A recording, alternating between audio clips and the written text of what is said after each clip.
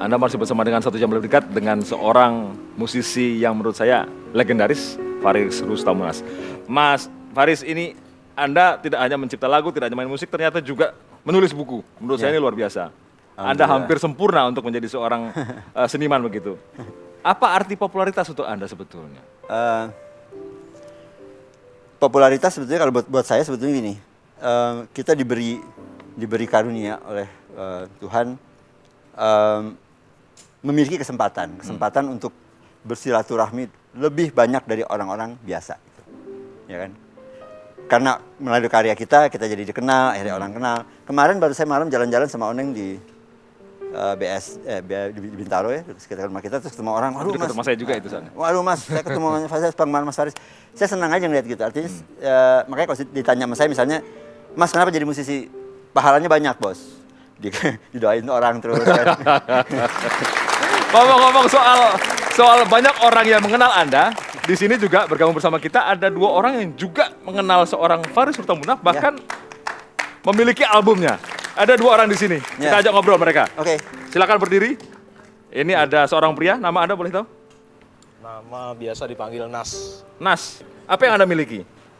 Kebetulan hari ini saya bawa kaset-kaset. Oh, sudah aja. ada mic-nya. Oke. Sudah. Saya bawa kaset dari album solonya Mas Faris. Oke. Ya. Dan ada beberapa album yang grup. Coba ditunjukin di bawah. Habis berapa juta untuk beli seperti itu? Kalau beli baru mungkin bisa jutaan gitu loh. Kalau gitu saya beli satu deh, tolong. Not for sale. Oh, not for sale. Kenapa not for sale? Dipegang aja nggak boleh. Dipegang nggak boleh? Yang boleh cuma Mas Faris soalnya. Ini Anda membeli pada tahun berapa ini? Kalau yang pertama saya beli itu album Panggung Perak. Ini yang paling pertama Anda beli? Pertama saya beli tahun 83. Anda duitnya dari mana?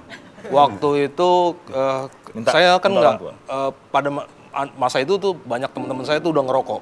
Saya tidak ngerokok. Jadi Setiap uang yang saya terima dari ibu saya pakai untuk ini, untuk Faris Rustamunas. Wah, luar biasa. Jadi total berapa yang Anda miliki? Kalau ditanya miliki, yang jelas sesuai dengan produksi karya-karya Mas Faris sebanyak 156 album. Wah, Album ya. Anda layak mendapat perhatian khusus soal gitu. Bung Nas, luar biasa. Terima kasih. Sekarang ini boleh tahu namanya? Ari Rahmawati. Ari. Mbak Ari punya apa coba tunjukin? Kalau koleksi juga ada juga seperti itu, tapi di rumah Bogor. Di rumah. Saya nggak Yang di sini yang dibawa? Hanya membawa yang pertama yang dibeli tahun 1980. Sama itu ya? 1980. Berapa rupiah Saya ketika beli masih itu? SD. SD. Iya, dan sudah ditandatangani oleh Mas Faris. Yang Anda tangani siapa? Mas Faris. Beliau sendiri? Iya. Kok bisa? Perjalanannya panjang ceritanya. Coba. Kita punya waktu panjang untuk mendengarkan. Ini. Masih kenal? Pada saat di mana sih tanda tangan Jadi itu? pertama kali kenal sama Mas Faris itu waktu beliau itu konser 7 bintang dan Sperdigi di kota Jember. Saya dari kota Jember. Dari Jember. Dan waktu itu saya satu-satunya fans yang diperbolehkan menemui Mas Faris. Dan ini buktinya. Masih kan nggak kira-kira? Nah waktu itu Mbak Ari hamil. Oh iya? Hamil, ada tim panitia yang menyampaikan pada saya ada seorang ibu muda hamil, anak pertamanya, dan dia ingin bertemu saya karena dia ingin minta nama buat anaknya. Oke, saya Namanya dikasih namanya? Namanya akhirnya sih nggak bolehin sama suami saya. Oke. Iya. Terus saya pikir sekalian gitu. Iya. Luar biasa. Terima kasih. Nah nanti saya pinjem ya. Ya seminggu deh abis itu. Kalau Anda melihat ada teman-teman seperti ini, apa yang Anda pikirkan? Ya luar biasa sebetulnya itu aja mungkin ya.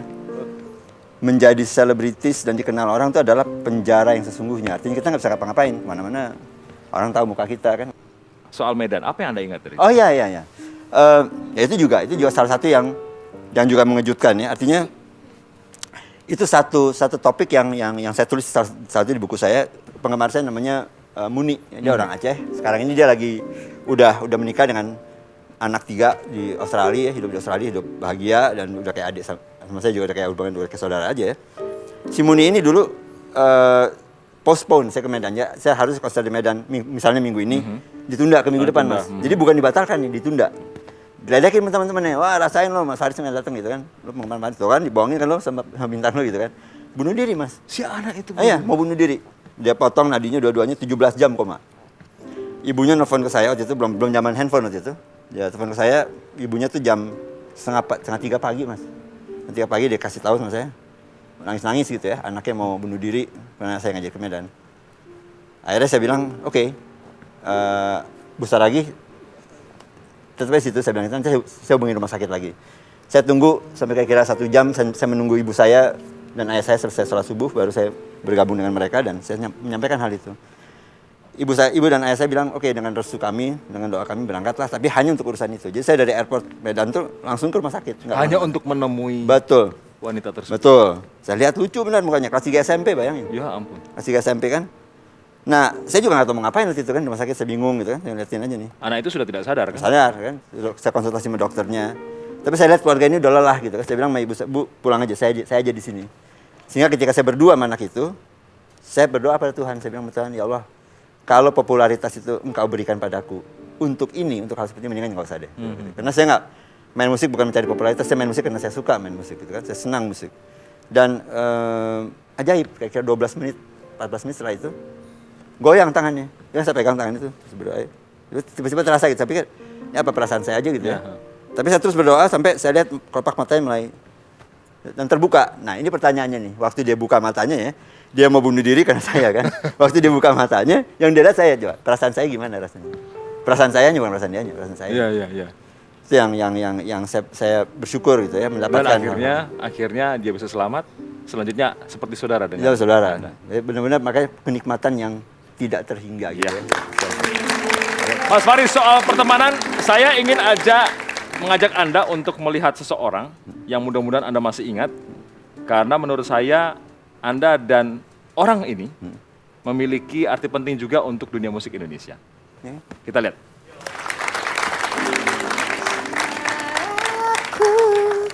Asmaramu tiada mungkin kan berpisah, walau badai datang padaku.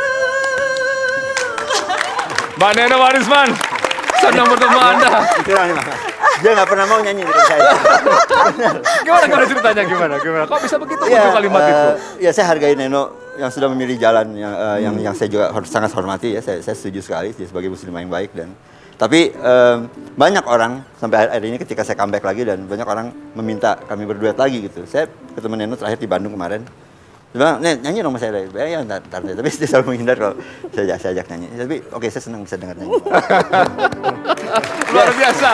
Mbak Neno, kita ingat masa lalu dulu. Kalaupun sekarang sudah nggak mau nyanyi lagi, tapi nanti kita demo kalau perlu ya, kita demo ya, biar nyanyi berdua nanti ya. Apa yang membuat Anda tertarik untuk nyanyi bareng dengan seorang Faris? Saya nggak nyangka lagu itu akan top dan sampai hari ini saya masih mendengar semua orang, oh nada kasih. Kita sendiri waktu itu nyanyinya tuh cuma setengah sesi, terus manajernya bilang, ini siapa yang nggak mau nyanyi sama Faris RM ya? Orang sering lupa ketika banyak musisi sekarang, terutama yang sekarang ini banyak musisi yang seringkali melupakan sisi interpretasi dari satu performa atau dari satu presentasi musikal gitu. Karena interpretasi itu penting sebetulnya. Sehingga kayak Neno gitu, sampai sekarang mungkin saya juga pernah, karena Neno nggak pernah mau nyanyi lagi sama saya untuk lagu ini misalnya. Tunggu, itu mungkin itu kabar yang salah, saya mau nyanyi kok sama. Iya, oke, begitu nyanyi, sekarang nyanyi, ayo sekarang, suruh nyanyi ya, udah ya, nyanyi, ayo nyanyi lagu itu, ayo nyanyi sekarang. Nada kasih ku ungkapkan dari gejala